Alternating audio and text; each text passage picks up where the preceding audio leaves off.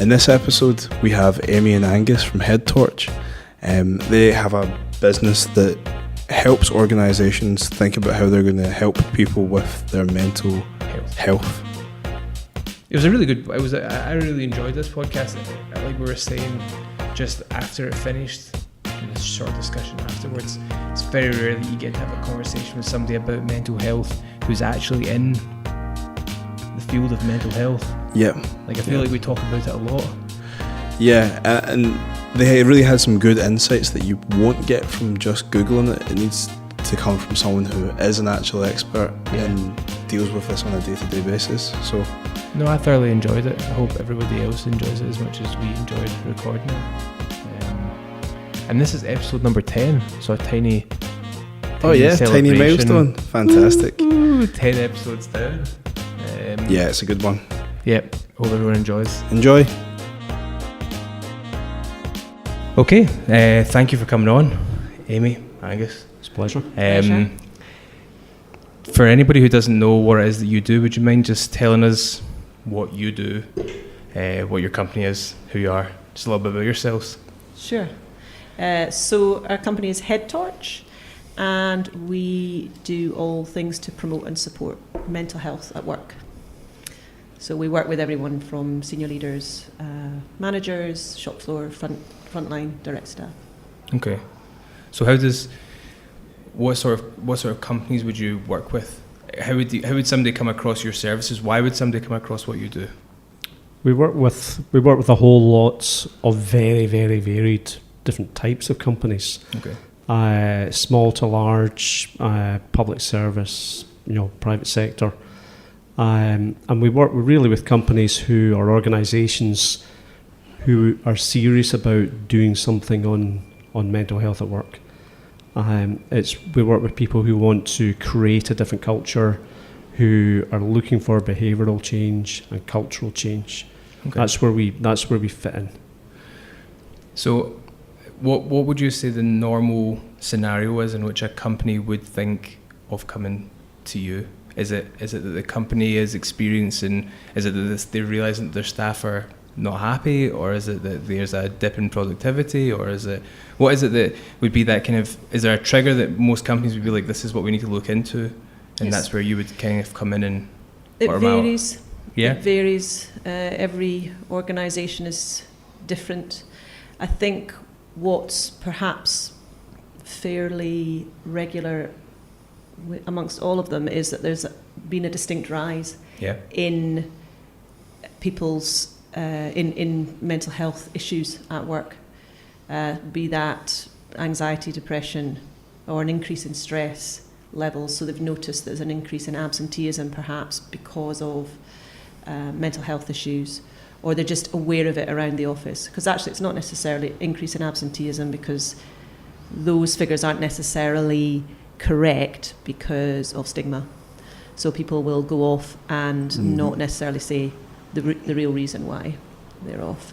But they have noticed that there's an increase in people not being so well at work. Okay.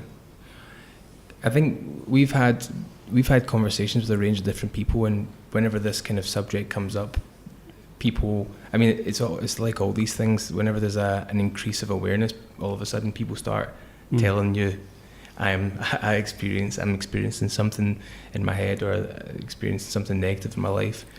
Do you think it's always been persistent? Like there's always been an issue of mental health, or do you think it's been something that's more, it's more amplified more recently, or not recently as in like the past couple of years, but do you think it's always been something that people have suffered from throughout a working history? I think it's everybody has mental health. It's good, average, poor, whatever it is. It's like your physical health.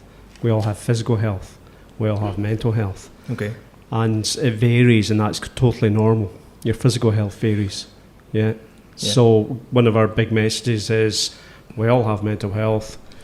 It is what it is. It varies, and that's normal. Okay. Yeah. And I think some of the stuff that we use in some of our events dates back to 1908. Okay. So we're big on mental health, has always been there, people haven't always talked about it. Yeah. Yeah. People are more willing now to talk about it, and there's a more of an openness to, talking and doing something about it as well. I think also what was really interesting, we do an annual conference, and at one of our conferences we had Professor McDonald from Salus from University of Glasgow. Okay. And he talked about the fact that in the early 90s there was a distinct change that's when absenteeism due to mental ill health took over from musculoskeletal as the reason for people going off, and more specifically anxiety and depression. And he said that there's been some alignment. I don't think he in particular had done the study, but anyway, somebody had done a study, and it had shown that it was sort of the early 90s when that came about, that change started happening. Okay. And they also equated it to, at that time, before that time, if you had a sore back and you went to the doctor, what did the doctor tell you to do? Rest.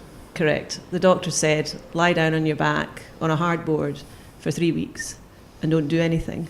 Okay. So in effect, you actually gave your head a rest as well as your body. Okay. After that, the rules changed and GPs started saying, you got a sore back, you need to keep moving around, go to work. So people didn't get a head rest or that physical rest. Okay. So there was that change over there. There's also technology as well, and that was also had a huge impact. But anyway, that's what he cited as what was happening. And what he also said was other mental health issues like schizophrenia, bipolar, psychosis, the numbers have remained constant. Okay. They've not gone up. It's anxiety and depression that's risen. So I would think that in today's society, people are a little bit more open to talk about whatever mental health issues that they have.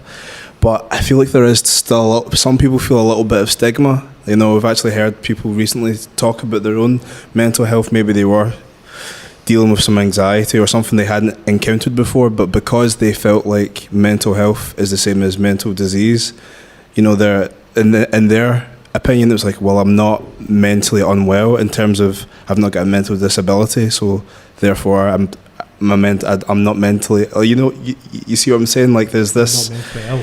Yes. So how would you help someone who maybe is suffering from anxiety? Maybe it's somewhat chronic anxiety, and they know that they have an issue but can't get over the stigma of mental health. Or how do you approach anyone that has a kind of hang up about a mental health issue? It's a good question. I think the first thing is getting perspective, gaining perspective. Normal anxiety is normal. Yeah, so it's normal if you've got an exam coming up or a big presentation or something like that. It's normal to be anxious. It'd be abnormal if you weren't. Yeah. If you're standing on the edge of a cliff and there's a huge drop, it's normal to be anxious.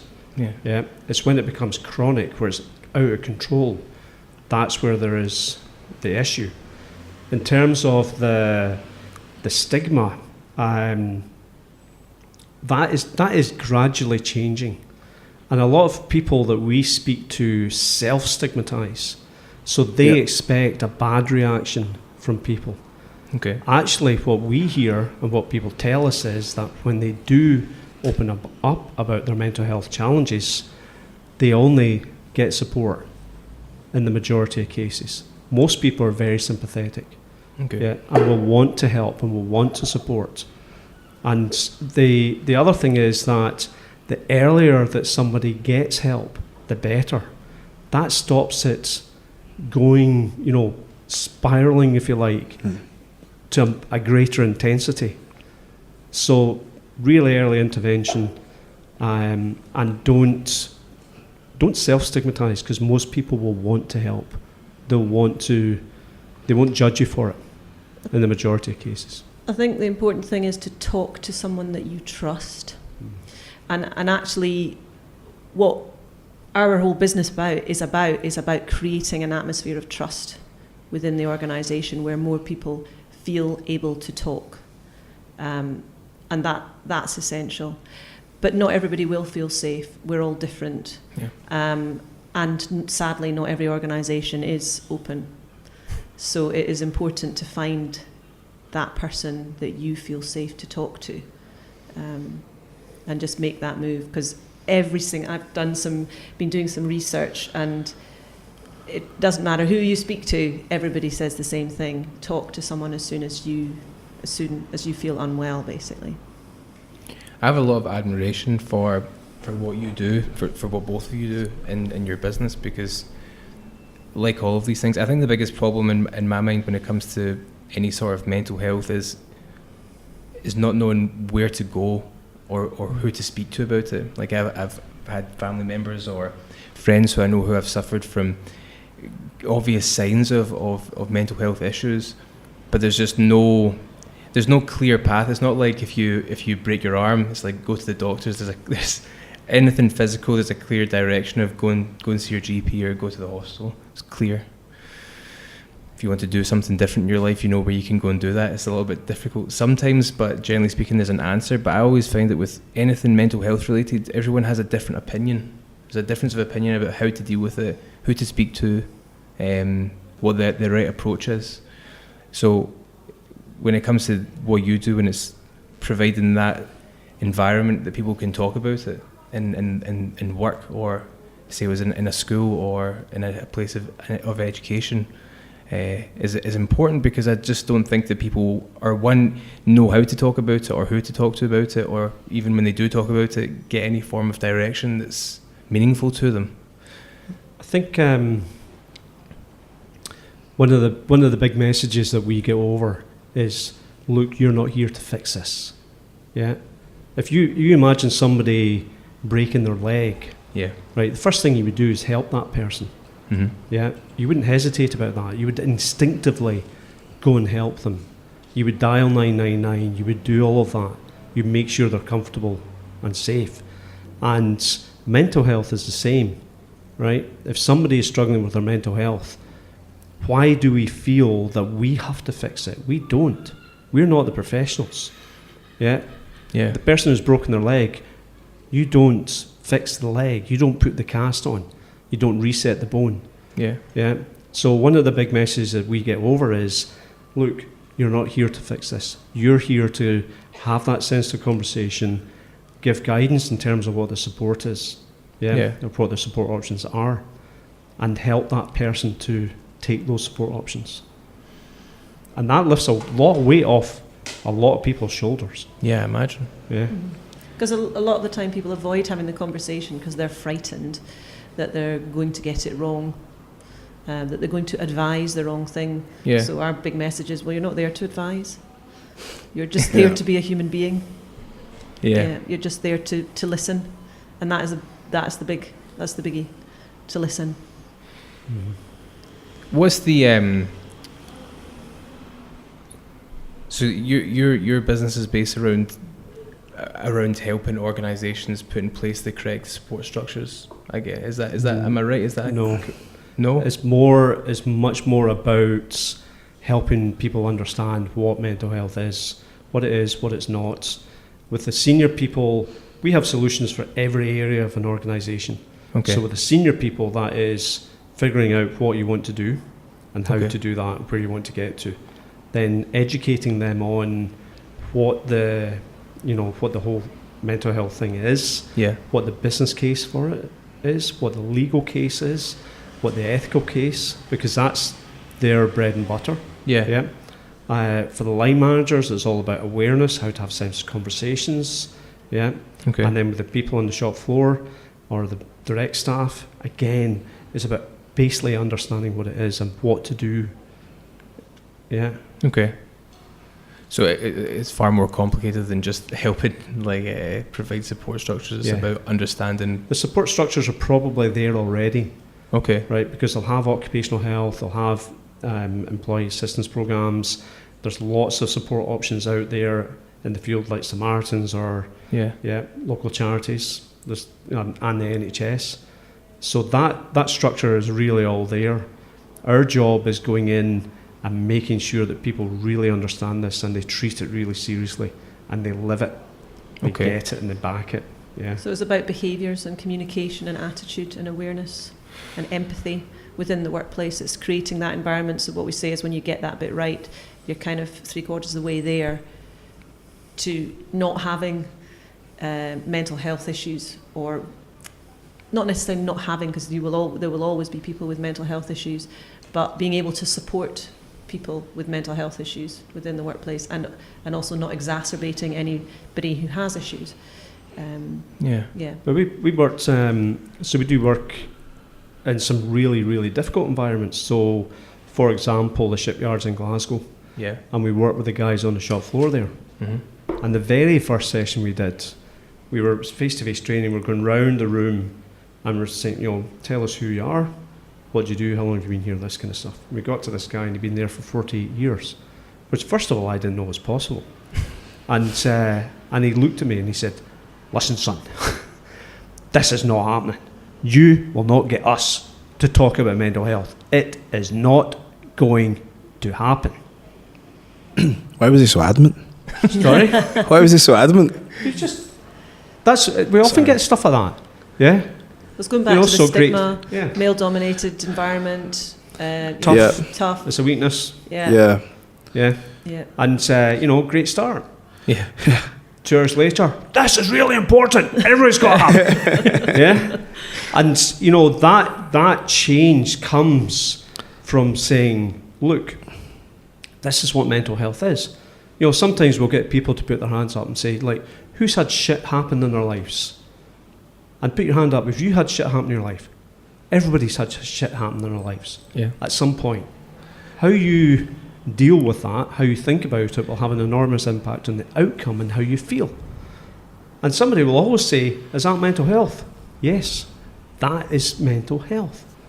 Yeah, it's affecting your mental health, the shit happening in your life. So it's really important, it's getting that. I think we're good at demystifying it and normalising it and putting it in a language which people get. Yeah. Yeah. And it's about enabling people to have conversations. But equally, if we're taking people through a programme that's not necessarily that long, then we're managing expectations of, you will understand how to have a conversation, but we wouldn't have had the time to actually practice it in any great depth. And we do this thing with like your comfort stretch panic zone, and where are you in terms of having that conversation? Are you in your comfort zone, or are you in the stretch, or are you way out there in panic? And in one session with an organisation, at the end, it was a shorter session, and this guy said, "Oh, Amy, I'm still in the panic zone. I still couldn't have that conversation." So is this management to their staff or staff to their management in terms of these zones? Is that the person that would be the person that the person would reach out to? Yeah. So so for example, if you thought I was struggling, right, and you thought actually Amy's not doing that well. How confident are you to have that conversation with me? Are you in your comfort zone to have that conversation with me? Okay. Or does it stretch you, or did you go, oh my gosh, I'm not going there? So like with this guy, he said, oh, I'm still in my panic zone, I couldn't have that conversation. And I said, okay, well, what could you do? Oh, well, I could speak to my supervisor. Great. So as far as I'm concerned, that's, we've done it, because beforehand he wouldn't have done anything. He'd have left it. But now he knows what to do. Yeah. One of our mantras is doing nothing is not an option. It is tough. Like we haven't been fortunate not to have any issues like that come up thus far. I'm more than certain that it will in the future. But sometimes you don't want to, I guess, insinuate that somebody's not doing well, because that's quite loaded in terms of, if I say, so Angus, I think you're, maybe this is a really ham-footed way to put it, but if I say, look, I don't think, I get the impression you're not doing very well. There's a lot of baggage that's going to be coming along with that. It's like, what do you think, I'm not performing well? Do you think I'm not reacting well to the situation? it seems like that would be a conversation of conflict, where obviously that's not the intention, but how would you suggest that someone approaches that if they're in that position? Again, we believe there's a number of things. We believe that, first of all, everybody can spot the signs of somebody struggling. Yeah, we all intuitively know how to do that. And then secondly, everybody has the capability to have a sensitive conversation, because we do it already with our friends and our family. For some reason, when we go to work, we stop doing that often. Yeah. And so we'll get people to practice in their own words. How would you have a conversation with a friend? And often that will start with, what's happening? It's as simple as that. Yeah. And then it becomes, by the way, I've noticed that, you don't seem yourself. The thing to look for is behavioural change. That's the key bit of what you're looking for. If somebody is naturally grumpy and they become gregarious, yeah, there are naturally grumpy people out there. And if that, that's a change in behaviour. Equally, if somebody is normally gregarious and they become really withdrawn, but over an extended period of time, that's a behaviour change. And that's when you might say, how you doing? I've noticed that you don't seem your normal self. Yeah? Yeah. It's that kind of gentle, sensitive way to have a conversation that we all do already. Yeah, with our friends and with our family. Not to detract from the subject, but I've never heard the word gregarious being used in a conversation. Yeah, that was wonderful. That's the first time that I've ever heard. Really? Yeah, First time I ever? thoroughly enjoyed that. Really? Have you used it twice? What about discombobulate? Have you used that one? No, I've not, but I don't even think that I have heard gregarious in any context used Seriously? in real life. No, really. I'm not actually even sure that I know what that looks Oxford like. definitions. Happy, go lucky, easy going. Outward-going. Gregarious, outward-going. Right. Oh, that's getting added to the list. Added to the list of words I use regularly. It's going to be a problem for Nana. I would put you down as gregarious, actually. Both of you. I would be quite happy with gregarious. I think we kind of alternate between grumpy guy in the office and gregarious. One or the other, yeah. So a big swing.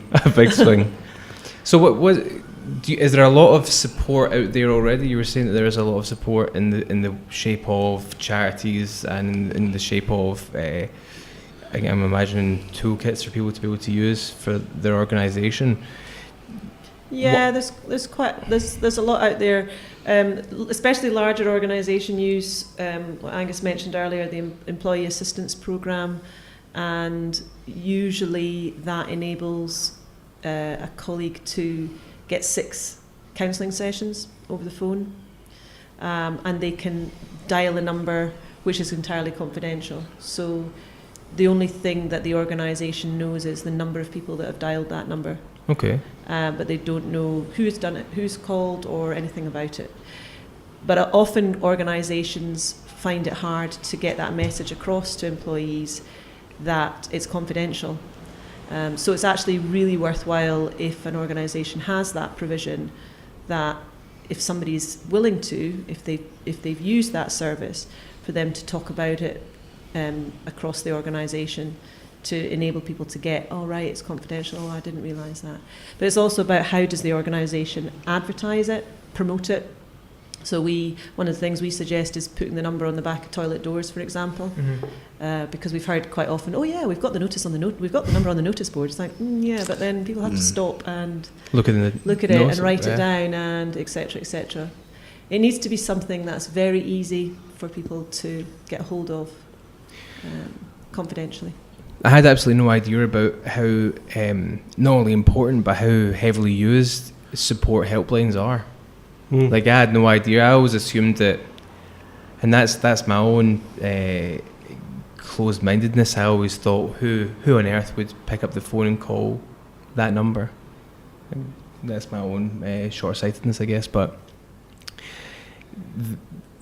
what do you think it is about people where we would feel more comfortable to pick up the phone to a stranger and have a conversation that's deeply personal to us about how we're feeling over having a conversation with? I mean, I understand if you have no one around you, but why is it that we don't feel comfortable just have that conversation? Judgment, I think. Judgment. I think that would probably come up there quite highly for myself if I was. So like, being in business is stressful, and there's been times where anxiety has sprung its ugly head, and that's not something I think I would want to talk to about. I don't know whether this is just my own stubbornness, or whether a lot of people feel like I wouldn't want to talk to someone I know about this. I'd rather try and figure this out and deal with it. And I guess a hotline is better than speaking to someone you know in the first instance if you're worried about judgment. I wouldn't say that's the case for me now. I'm just saying that maybe back then, I don't think the first instinct would be to say to someone, I'm feeling this way. Yeah. I think it's what's right for the individual. Yeah. So some people will be comfortable talking to a friend or a colleague. They will be comfortable about doing that based on the trust they've got with that person and the relationship they've got with that person. But equally, it's really important to remember, going back to the analogy of the broken leg, yeah, you get the professional, you get the medic, the doctor, to put the plaster on and reset the bone. So with mental health, again, we say, get the professional to help. If you need professional help, go and get it. Yeah, and it's about where to access that. The NHS can be very, very good, but it can take a long time. Yeah. And so there's other support options out there, and some of them are really fantastic. Yeah. So that's a great point to start at. If your organisation doesn't have, an EAP system or OC Health or these things, go and find local charities. The Samaritans are brilliant. They're looked at as a crisis line. Actually, only 40% of our calls are people in crisis. 60% are people just looking for somebody to talk to and a bit of support. I think it's a whole myriad of reasons why people go to helplines. Yeah. It can be fear. It can be, I don't want to be a burden on. It can be embarrassment. It can be all sorts of reasons, can't it? Yeah. I'm a big NHS supporter. I don't think I think it's very hard to argue why you wouldn't want the NHS. But do you think that obviously the NHS isn't set up in a way that's designed to provide everybody in the UK with mental health support on a one-to-one basis? Maybe we're not set up that way. But do you think that it's because we are so used to not paying for healthcare that people don't? Because I always think, why is it the Americans are so comfortable with the concept? They're not comfortable. I'm not saying that it's perfect. I'm not saying that they have it down to a T. But I have friends, Canadian and American, who are far more comfortable with the concept of paying for support, mental health support in their lives. Whereas I think most people, the idea of going on and looking for that and then finding a cost and paying for it, I think that's quite an alien concept for a lot of people. Well, that's an alien concept for lots of things like physiotherapy. Yeah. Even. And you'll struggle to get really good physio on the NHS. Yeah. Yeah. They're just so stretched. But that's a whole different discussion. Yeah. Yeah. Yeah, I imagine. Do you think it's I think it's always one of these things in my head is a question of are we actually okay as a society? As in the UK, are we actually doing okay? Are we getting there in a steady and decent pace? Do we understand it as part of our culture what it is in comparison to everyone else, or are we lacking behind? I have no gauge on this. So in comparison to the rest of say Europe and into the wider global society, where are we on the scale in terms of understanding of mental health, proactiveness within our working and personal lives? Where are we, do you think? I don't know exactly. Dame Carol Black, she's the kind of guru, if you like, in mental health. Not guru, wrong word, but anyway, she's written a few things, and she's done some work on that, on sort of where different countries are. Yeah. Britain's not, we're not bottom of the league, but we're certainly not top of the league either. But we are, I think we're doing stuff. We're doing okay. I think it varies hugely, organisation to organisation, massively. we were talking to an organisation that will remain nameless, and the guy said to us, "Oh, that's far too expensive. We can't afford that." So, I thought, well, what were you thinking about paying? And it was less than the price of a cappuccino per employee. I said, well, fill your boots. Yeah. Yeah. If that's how you're treating this, imagine that was health and safety. Yeah. Imagine that was health and safety, and that's what they were saying. First of all, the health and safety executive would be all over them. Secondly, they would have a complete disaster on their hands in terms of what was happening with health and safety. Yeah. And we sometimes look at the ratio of what we think the cost of mental ill health in an organisation is to what the budget is. Yeah. And we use a tool that comes from NICE, National Institute of Healthcare Excellence, or whatever it is. And that will give us a reckoner on what the cost of mental ill health in an organisation is. Okay. And that's for 1,000 employees, it's 835,000 every year. Yeah, it's a lot. Now you can save, they also say you can save, NICE say you can save roughly 30% of that just by taking simple steps. Yeah. So imagine what you could do if you took serious strategic action over it. And the other thing about this is the conference that we run, we had a guy called Peter Kelly, who's head of psychology at the Health and Safety Executive, and he spoke at the last one. And he said his reckoning is that 2019 is a year that the Health and Safety Executive will be involved in stress at work cases. That's a game changer. Yeah. That means you can have an inspector on your doorstep saying, I want to review this case. I want to know what you've done preventively, because health and safety is all about prevention. Again, another one of our big messages. You don't put somebody up on the roof of a building and wait for them to fall off. You prevent them from falling off. So why is mental health any different? You put people under more pressure, give them a lot more to do with less resources, you expect more from them. There is a good, reasonable chance that they will have some kind of stress-related injury. Yeah. And the health and safety executive are starting to look at that really seriously now. So we're going in the direction where it's going to be treated more as a health and safety issue than just an should addition. be, yeah, of course.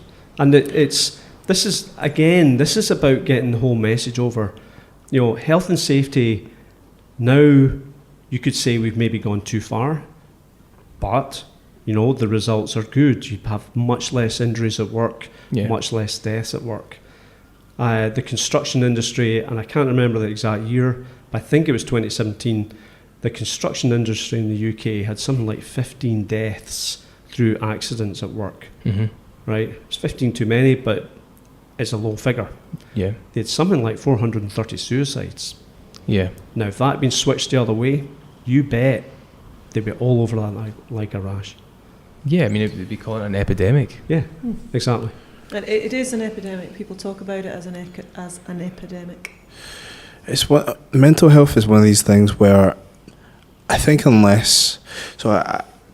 like how it's analogous to your physical health, in that if you had a sore leg, the symptoms are clear. But I think for some people, unless they've had, like for myself, for example, unless you've had an episode of having serious anxiety, you might not recognise that your mental health is poor. Yeah. And I just wonder how that translates to what we're discussing here. With some organisations, maybe the people that run these organisations don't recognise that it is as big a problem as it is. Because that's obviously we should be doing whatever we can to prevent it. I just think that's just practical from a business sense. If you want people to be productive, you want them to be content and not stressed out to the point where they feel like they have to, like their only option is to take time off work. That doesn't benefit the employee. That doesn't benefit the business. I just wonder. Do you want to come and work with us? That's. Yeah, it's just, I don't know. It's one of these things where I think unless you've been there, how do you know to be proactive? It's getting the message over. Yeah, it's getting. what we found when we started, what we found was people would say, "Oh, that's really nice. Yeah, it's pink and fluffy. We'd like to get some of that at some point." Yeah. And by the way, we want it for nothing. And so I got fed up with getting called pink and fluffy. It didn't really suit. Right? And so we make it, for the senior guys in our organisation, we make it really hard hitting. That's where we go through the business case. We tell them how much, or we don't tell them. NICE tells them how much it is estimated to cost them. Yeah. Right. We talk about the health and safety aspect of it and the legal aspect of it. Yeah. And we talk about the ethical case being the best places to work. And you have to start there. You have to start at the top and then work through the organisation from there. If the guys at the top are not getting it, it will only ever be box ticking. Yeah. Yeah. The people that focus on their people, they're the ones that succeed. The people that care for their people, they're the ones that succeed. I just want to also go back to what you're saying about if you became unwell, you might not realise you're unwell. And that's a biggie, which is another big thing that we push for, is because if you are mentally unwell, you may not realise it, and it does take other people to notice it. And so it's about the noticing and then doing something about it, having that conversation and signposting and so on. Yeah. But just on a kind of more positive side, one of the things that's increasingly important from what we do is mental fitness. And so we all of us intuitively know how to be physically fit. Yeah. You'll know it even more when you come to boot camp. Yep. Looking forward to it. There's been so many excuses about Yeah, this. just for context on that, Angus has been saying to me almost every single time we're having a beer, "Do you want to come to boot camp tomorrow?" that boot camp's on a Saturday morning after said beers, and I'm always like half cut. Yeah, I'll be there. I'm coming. I really need to do that. That sounds great. Andy's never made it yet. I've never made it yet. No. Maybe do me some good. So mental fitness, right? We all know how to be physically fit. Yeah. Mental fitness. The first person we heard talk about this was a guy that works with us. He was a divisional commander in the police. Yep. So he had a really senior job. One of his first jobs as a young cop was working at Lockerbie.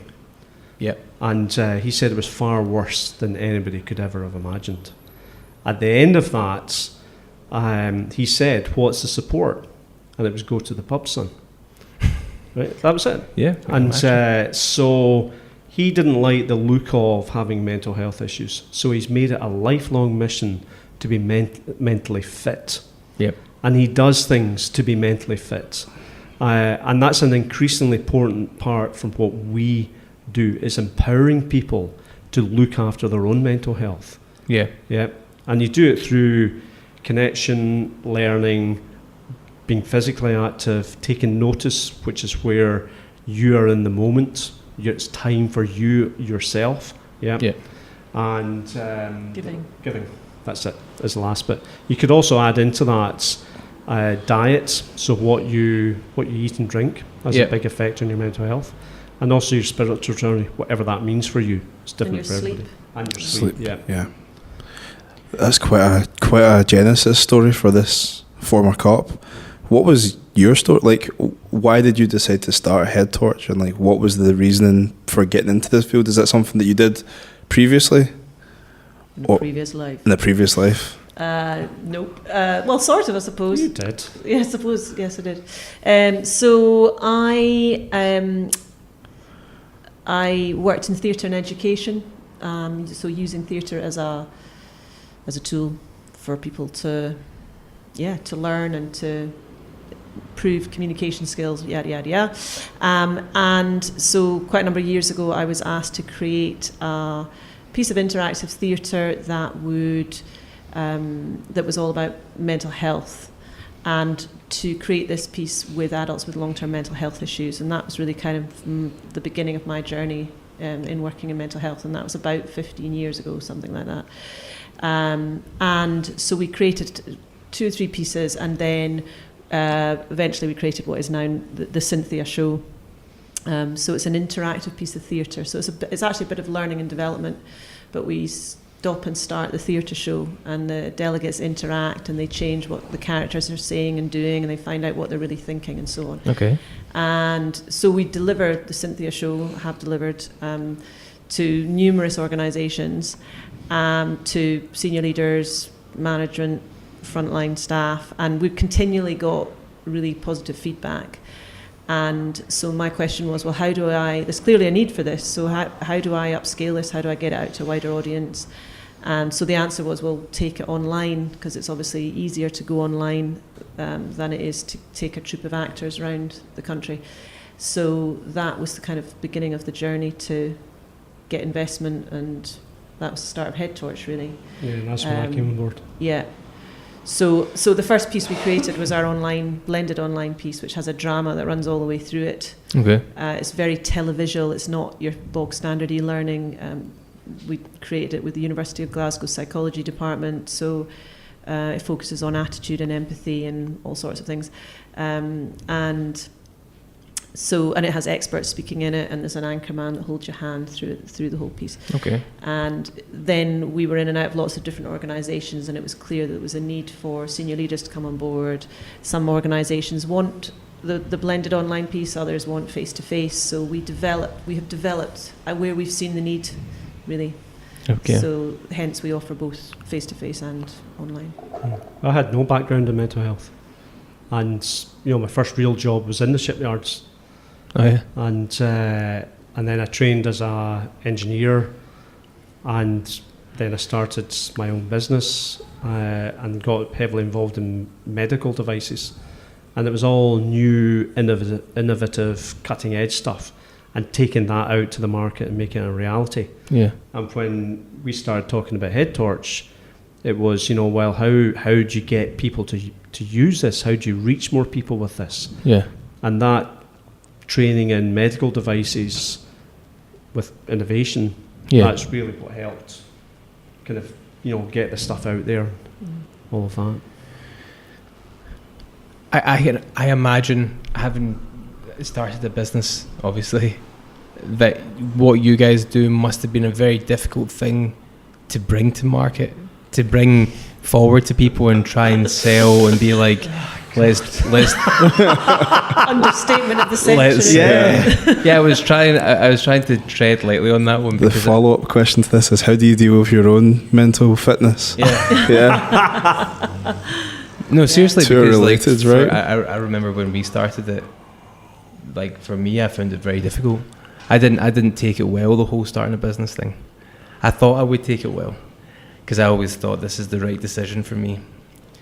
And then what I realised is that I had a fairly regimented perspective on life. Like I had like a very clear, like, this is what the kind of goals were, and this is what achievement looked like. And then when I started the business, that all fell away from me, and I ended up with this kind of like empty version of what's my purpose. Like I but then again, at the same time, neither one of us really knew what it was that was going on. I just kind of started to get a bit fatter. Like started to boot camp would help with that. Started to look a little bit sadder, but like those silly things, those like physical things. But I started to become frightened of flying. I was never frightened of flying. So all these things kind of took a while for me to realise there was a problem, and then I started to have to deal with them. And both of us had to go on different, separate journeys on how we both handled that, what it was we thought was important. But I imagine that you had to live what you were telling people to do. So how did you... Absolutely brilliant at that, aren't we? Yes, I suppose. We should. We should. It's... I think you come across challenges, there's absolutely no doubt about that. Yeah. And one of our mantras from the beginning, and for me this goes a way, way, way back. Yeah. Either find a way or make a way. Yeah. Okay. That's why we have ended up with the whole suite of things that we've got. Yeah. We kept getting blocked by the finance directors. Okay, we'll find a way or make a way to reach these people so they really get it. Yeah. Yeah. And so every challenge that we've ever come come across, and there's been many, that's been where we start, and it's about thinking really clearly through it. Yeah. Thinking Dogged about determination, perseverance, absolutely. never give up. Very stoic. Very stoic. Yeah, but it's more than that. It's way beyond that. It's about Proactive. It's about thinking, where are we going, knowing that, having that vision of where we're going, and having a really good reason for that. Yeah, and thinking about, right, how do we get there? What do we do? But also being very aware of yourself. You know, we've often talked about the importance of having time off. Yeah. I just had 3 years off earlier this year. It was 2.5 weeks. 3. 3 weeks. So having time off is really, really critical, because that gives you perspective. It gives you time to repair. Yeah. Doing things which are really good for you, and only you. Yeah. For me, that's, you know, riding mountain bikes and riding motorbikes. Yeah. When I'm doing that, I can't think about anything else. Yeah. Yeah. And I come back refreshed. Okay. You know, so it's. Did you always have those things? Sorry? Did you always have those things, or did you have to find them? Motorbikes are fairly recent. Yep. Although they were always a part of my life. Okay. Mountain bikes has been forever. But doing adventure sports or anything like that, whatever, you know, for me, that kind of stuff. Because you're two, right? I mean, you have people that come in and out and that they do different parts, different things. But I think people that, so there's always the struggle of people that have businesses on their own, taking time off and thinking about their mental health, because taking any time to yourself means that you're not spending time developing the sweet business, which is the kind of controller of all life. With two people, what I've found the biggest difficulty is that neither one of you wants to take time off, because you know that the other person then has to take the weight of what you're not doing. Doesn't bother me in the least. No, don't mind. I think, to be honest with you, that might be the solution. I know, he's got a cheek, by the way. I seem to remember you went to America. That was about 2 years ago. That was last year. No, You had an extended holiday. 2 years ago. Anyway, yes, I do lots of things as well. So, yeah, it's good. I've taken up CrossFit recently, which is fantastic. Yeah. You could come to that. It's just along the road. Sign It's less me than a up. minute. It's less than a minute's walk from the office door. Really? Yeah. Yeah. So I've started CrossFit. I Okay. cycle.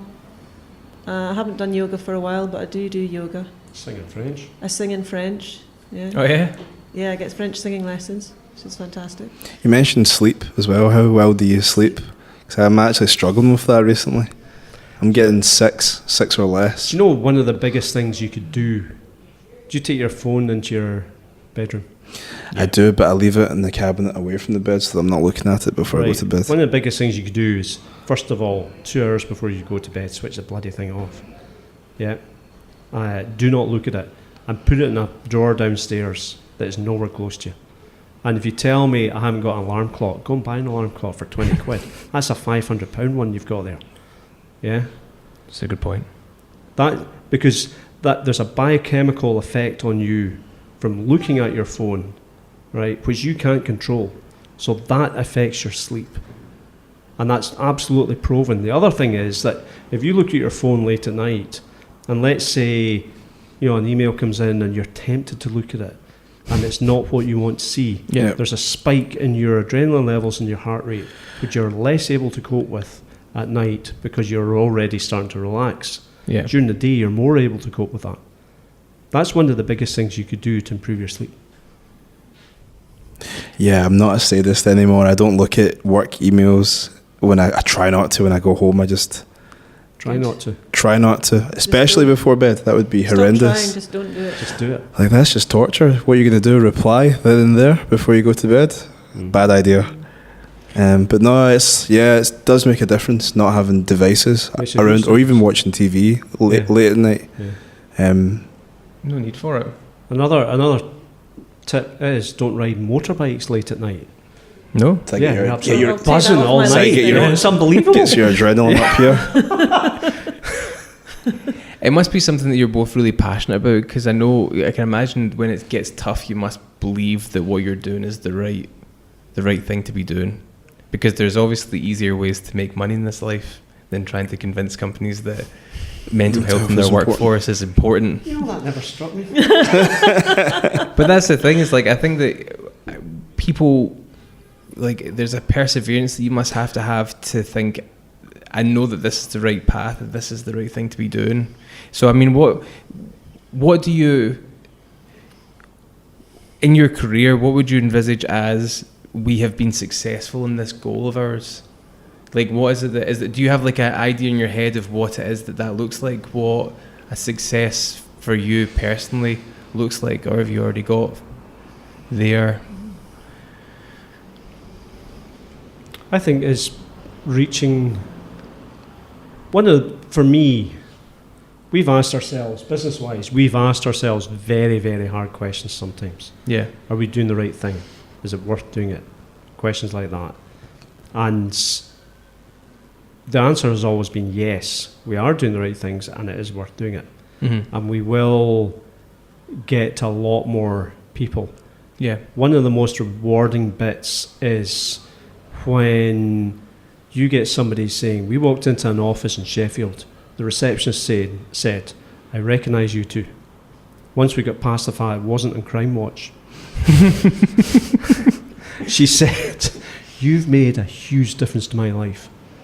I was really struggling at home with some mental health issues, and you've made an enormous difference. That's incredible. That's amazingly, you know, it makes you feel very proud. Yeah. And we also had a guy where in the first 3 minutes of a session, he said, mental health is an incredibly dark, terrible thing. It's bleak, it's black, there is nothing good about mental health. And I can tell you this because I'm a paranoid schizophrenic. Now, that's a serious mental health issue. He'd always looked at it like that. We went through the whole thing about, look, you can have a mental health issue, but you can still have good well-being. Okay. Yeah. So you can still, fulfill a role in society, feel good about it, all of that kind of stuff. Now, he'd held down a job, or he still has it, for 20 years. Yeah. And the only person who knew in the room that he had this was his charge hand. He only found out the day before. Right? It's incredible what this guy's achieved. It's remarkable. At the end of a session, I never knew there was such a thing as positive mental health and good well-being.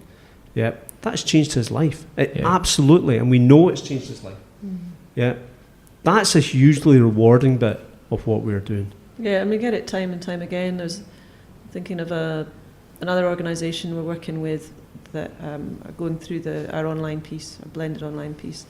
And some of the feedback from that has been, a senior leader who's not known, shall we say, for his soft edges.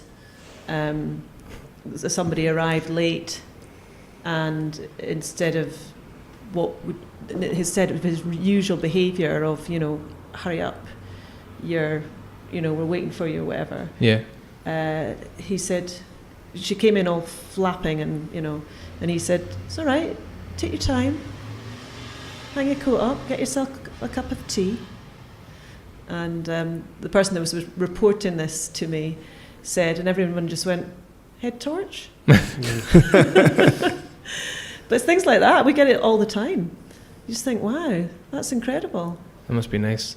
It's really good. And the other part of that story with the receptionist was, we then went up to meet the CEO of the organisation, and he said, we are a fundamentally different organisation. You have changed every single level of this organisation. Then we told him about the receptionist. Yeah, that's amazing. It's cultural change. For us, the big goal is behavioural change and cultural change. That's the two big goals. Getting people to think differently, to act differently, and organisations to be different. Yeah. They're huge goals. And we will know that we've reached those goals when more and more organisations are operating like that. Yeah. And more people are coming and telling us, hey, you've made a big difference to me. You were mentioning earlier on that you have a big conference every year. Has that been for the duration of the organisation? Have you always done that, or has that been fairly fairly, no, we have. Since the beginning, Yeah. and that's getting fairly large from what I'm hearing from you guys. Like the people that you have it's along world at it. class. It's absolutely brilliant. Yeah. Like these podcasts. Yeah. Yep. Angus only does world-class things. Yeah, it is. And what we like to do is invite an organisation to host it. Okay. Because it's great for them, and it means that the ticket price can be brought right down. Yeah. Because we run it to to ensure we want to cover our costs, but it's not a money-making venture. The conference. Yeah. So that helps. That helps all Yeah, around as we well. have we get a really broad depth of speakers there. Yeah. There's a lot of fun in what we do, and we try to get that across in all sorts of ways. And in the conference, we had one of our senior advisors, Jeff McDonald, who's ex-global VP of HR with Unilever. Okay. He spoke at it. We had a really senior police officer from Police Scotland speak at it. And she's also a crisis negotiator, so she was fascinating. Yeah. We had the head of Samaritans in Scotland. We had the head of wellbeing from PepsiCo, Yeah. UK and Ireland. So we get really, a whole really interesting mix of speakers. Yeah. And the next one we want, and we haven't asked them yet, so if you hear this, it'd be great. Yeah. So it's the shop stewards in one of the shipyards in Glasgow, from the welding shop. Okay. And he's a big mental health advocate, and he does amazing stuff, and he's a brilliant speaker. So we'd love him to come along as well. So are the tickets open to any company that wanted to come along? Yep. Yep. So people can just come and be a part of it, and Yes. even if it's just dipping their toe into the water to see what it's all about Absolutely. and how that could. Yeah. And that's you advertise that on your website. Yeah. We do. We haven't got it up and advertised for this year yet, but it will be coming soon. And it's very interactive. So what we do is we give the speakers 20 minutes. Yeah. They then pose the audience a question, Okay. and that's discussed in groups within the audience, and then it's fed back. So it's not go and sit and listen. Mm-hmm. It's go and be involved. That's how it's set up. I think that we're kind of approaching the end, and I think one of the questions that I wanted to leave it on was around advice that you would give people that were wanting to make the leap into doing something to a similar ilk of what you've done. So that they're looking to do something that maybe there's maybe evidence that it's important, but it's not an obvious path to start a business around or to necessarily even make a living out of, but it's something that you believe in. Because I find that a fascinating question, because I think that starting a business is hard enough. Starting a business is hard enough for things that you know are possible to be sold, and that you know that there's an appetite for in the marketplace. But if it's something that you know this is important, and I believe personally this is important, any advice on how to go about doing that, how to start something like that you can think of? I think the big thing is getting the right people around you. Yeah.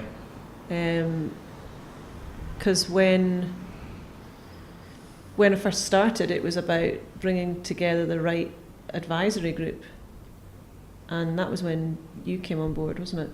Mm-hmm. And then we've subsequently brought more of the right people in and around us. We have amazing people around us. Absolutely amazing. Yeah. Yeah, really, really, really good actually. Yeah, yeah. So it's getting people with the right knowledge and experience, people that you can just pick up the phone to. That's essential. I think also is be realistic. Yeah. Be realistic about how long it takes. Whatever you think it's going to take longer. Yeah. Yeah. Yeah. No doubt about that. Also be realistic about how much money you need to do it. Yeah. How long it's going to be before you actually get revenue coming in. Yeah. Because that's critical. You won't survive without it. Also, look for the gaps and the opportunities in what you're doing. So don't get fixated on the first idea. Yeah. Yeah, we've developed a lot in terms of what we do and how we do it, and that's been really important. That fluidity is really, really critical. Yeah. And I think also go to the right places, network in the right places. So we do mainly kind of conferences, I would say, is probably our main networking.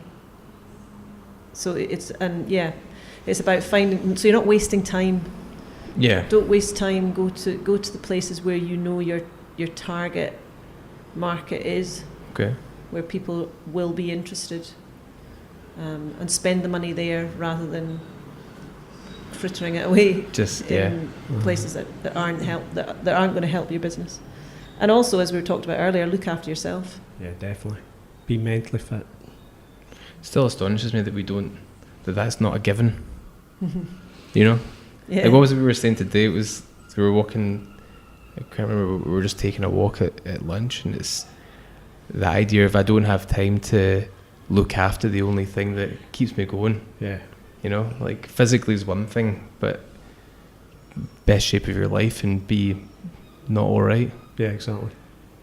I think if you could just leave people with information around what it is that they can do to get in touch with you if they wanted to, or if you could just tell people where they can find you and find more about what you do. Sure. There's so the website is www.headtorch.org. Okay. And you could get in touch with us through that. The email address to get in touch with us would be info@headtorch.org. Oh. We'll put all of that into the footer of the podcast itself. But thank you both so much for coming on. Pleasure. That was Thank you. a real pleasure. Thank you.